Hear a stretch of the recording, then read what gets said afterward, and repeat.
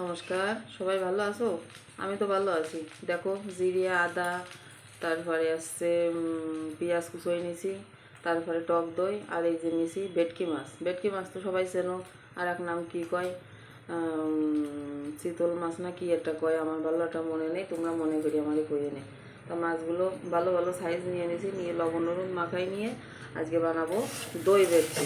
ভেটকি মাছ কিন্তু একটা আলাদা স্বাদ আছে, ওর একটা অন্য রকমের স্বাদ, আর এটা ভালো স্বাদের মাছ।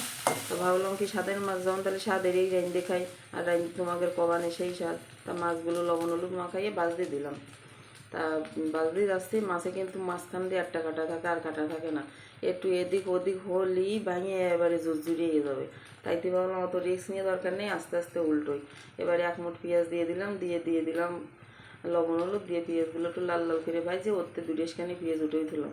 তুই আর কয়টা ছিল কড়াইতে, তারই মধ্যে সেই তেলের মধ্যে নতুন করে কিন্তু আর তেল দিলাম না, দিয়ে দিলাম দুটেশখানি জিরে আর 2 তেজপাতা দিয়ে ভালো করে নাড়াচাড়া দিচ্ছি। তা পুড়িয়ে যাবে বা কদিন কোন দিকে যায়, এদিকে ব্যস্ত দিয়ে দিলাম জিরে বাটা, আদা বাটা, তারপরে আসছে একটুখানি শুকনো জাল বাটা 2-3টে দিয়ে, আর একটা টমেটো দিয়ে, আর হচ্ছে কি, আর রসুন বাটা কিন্তু দেবো না, তোমরা একটু দিয়ে রাখো, রসুন বাটা দিয়ে নি কিন্তু তোমরাও যেন দিয়ে দাও। এবার হচ্ছে দিয়ে দিলাম সেই টক দই দিয়ে মশলাটা ভালো করে কষিয়ে নেবো। মশলাটা কষছি আর কত সময় কষলি, রান্না শেষ, তারপরেই খাতে দিবা না, একটুখানি দেরি করো, দাঁড়াও একটুখানি, বেশি দেরি হবে না। আমার ঠাকুমা ছোটোবেলায় যদি কত খিদে লাগিছে তা কইতো কি, এই তো ভাত চড়াই দিচ্ছি, ভাত তো চড়াই দিলি আর কত বেলা লাগবে না, ওই গেলে খাইয়ে নিয়ে নে। তা আমিও সেরকম করছি, তোমাকে চড়াই দিলি আর কত বেলা লাগবিছে।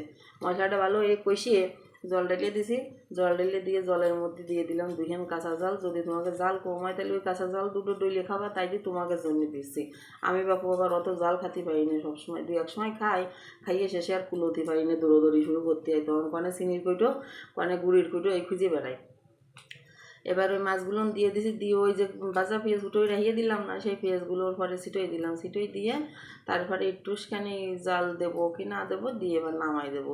এরা একটু জল রাখি, না হলে সবার পথে একটু দেবো, তো শুধু একখান মাছ দিলে কি আর খাওয়া হয়, একটু জল না হলে।